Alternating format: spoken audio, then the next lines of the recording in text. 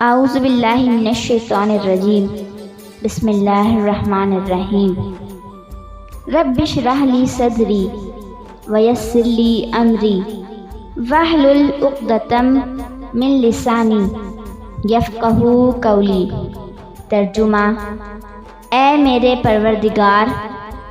میرا سینہ کھول دے اور میرے کام کو میرے لیے آسان کر دے،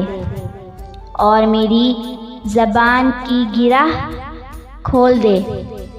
تاکہ لوگ میری بات سمجھ سکیں۔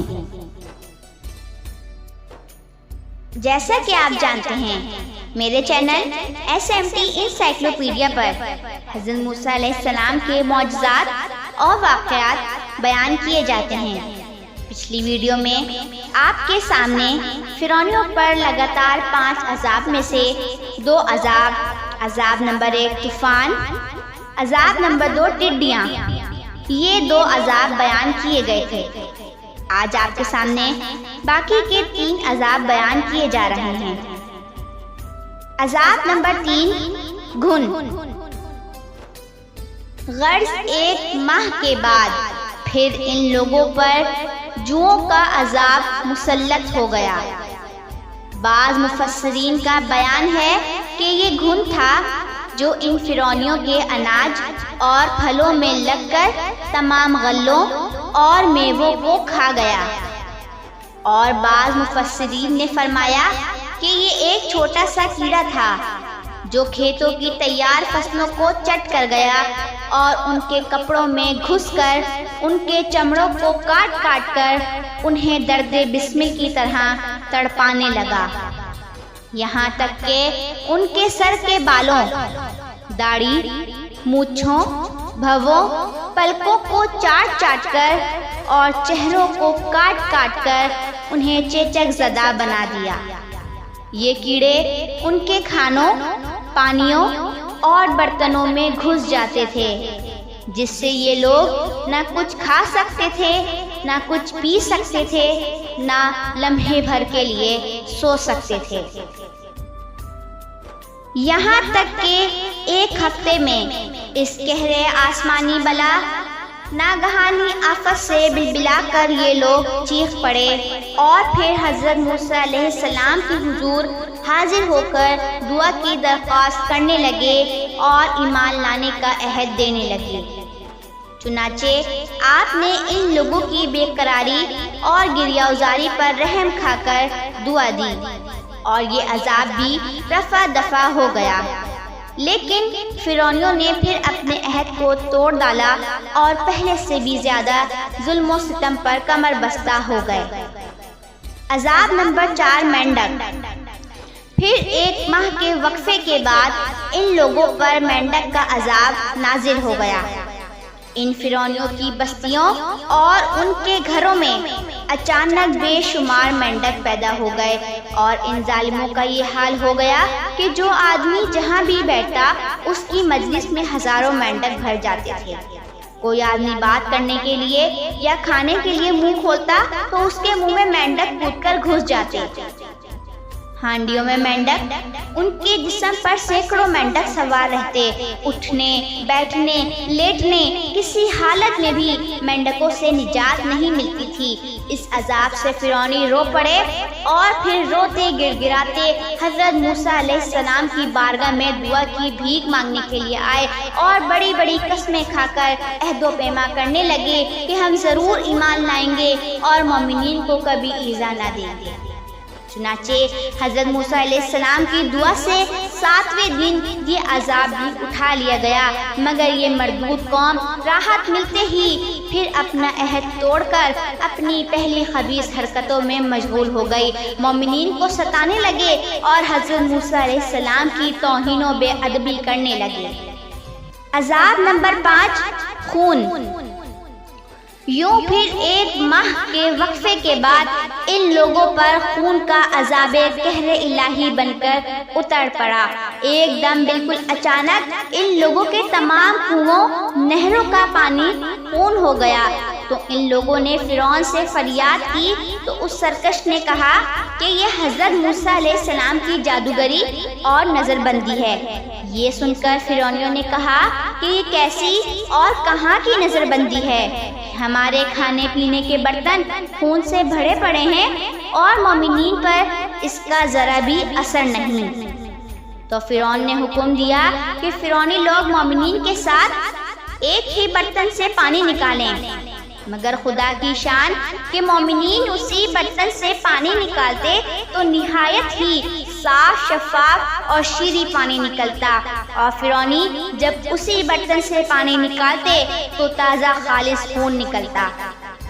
یہاں تک کہ فرعونی لوگ پیاس سے بے قرار ہو کر مومنین کے پاس آئے اور کہا کہ ہم دونوں ایک ہی برتن سے ایک ہی ساتھ پانی پئیں گے، مگر قدرت خداوندی کا عجیب جلوہ نظر آتا ہے کہ ایک ہی برتن سے ایک ساتھ منہ لگا کر دونوں پانی پیتے تھے، مگر مومنین کے منہ میں جو جاتا وہ پانی ہوتا تھا اور فرعونیوں کے منہ میں جو جاتا وہ خون ہوتا تھا۔ مجبور ہو کر فرعون اور فرعونی لوگ گھاس اور درختوں کی جڑیں اور چھالیں چبا چبا کر چوستے تھے، مگر اس کی رطوبت بھی ان کے منہ میں جا کر خون بن جاتی تھی۔ الغرض فرعونیوں نے پھر گڑ گڑا کر حضرت موسیٰ علیہ السلام سے دعا کی درخواست کی، تو آپ نے پیغمبرانہ رحم و کرم فرما کر پھر ان لوگوں کے لیے دعائے خیر فرما دی۔ تو 7ویں دن اس خونی عذاب کا سایہ بھی ان کے سروں سے اٹھ گیا۔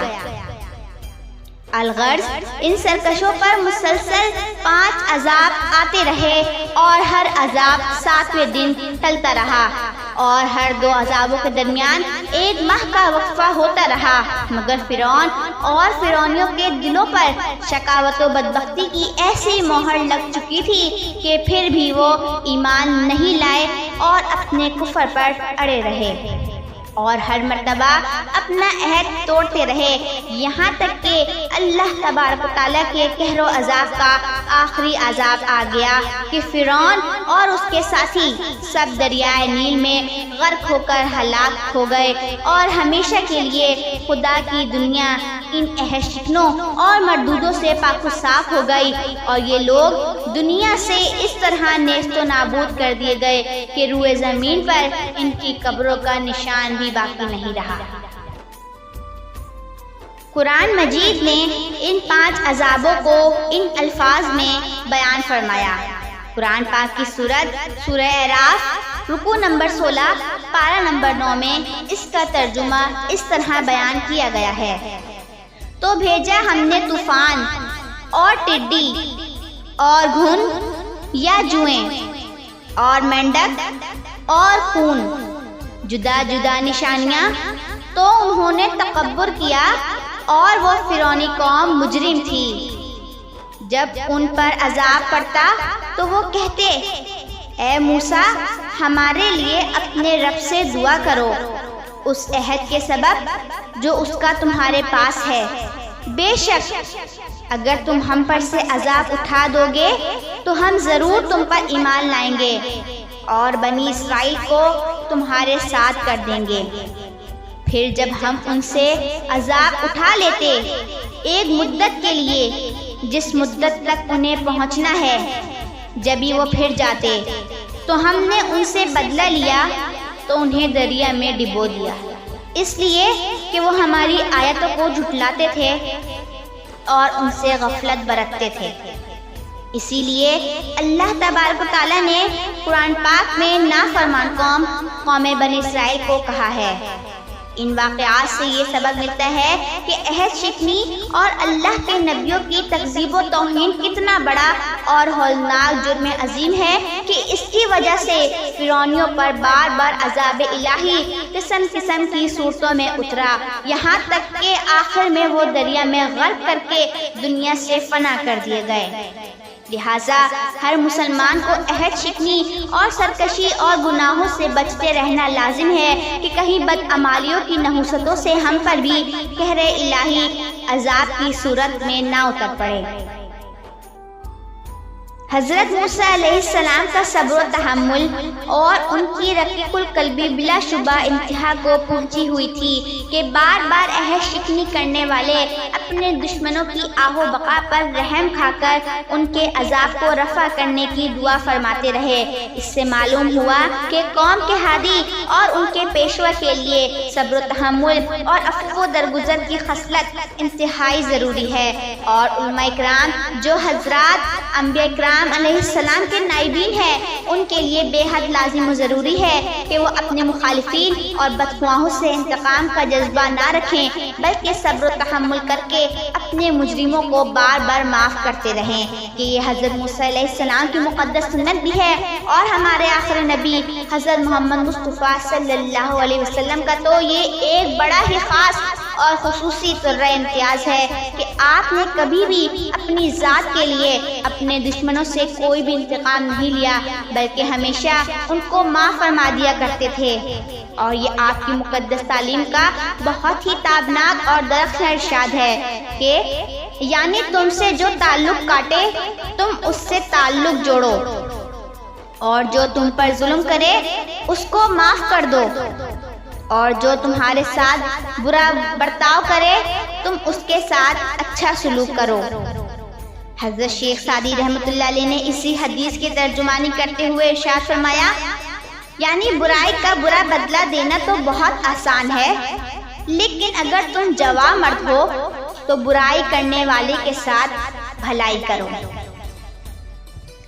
اب تک کے لیے اتنا ہی، بہت جلد نئی ویڈیو کے ساتھ حاضر ہوں گے۔ آپ سے گزارش ہے میرے چینل SNT انسائکلوپیڈیا کو سبسکرائب کریں، لائک کریں اور آگے شیئر کریں۔ نیچے دیے گئے کمنٹ سیکشن میں اپنی رائے کا اظہار ضرور دیں تاکہ میری حوصلہ افزائی ہو۔ بہت جلد ایک نئی ویڈیو کے ساتھ حاضر ہوں گے، تب تک کے لیے اللہ حافظ۔ وآخر دعوانا ان الحمد للہ رب العالمین۔